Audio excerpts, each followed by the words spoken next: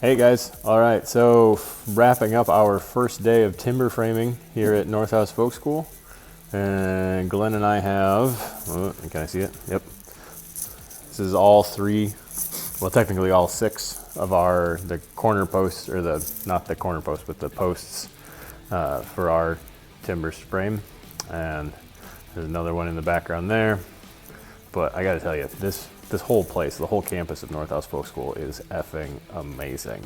It is absolutely like church or something. It's Mecca. It's everything you've ever wanted in life. And then, aside from being in this amazing studio, you walk out the door and you see, it won't let me flip you around. You see this. So this is right outside our studio door. And I've already told my wife I'm not coming home. I'm staying here forever.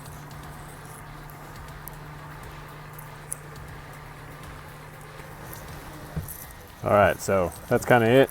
We're wrapped up. We're all ready to start cutting our mortises tomorrow.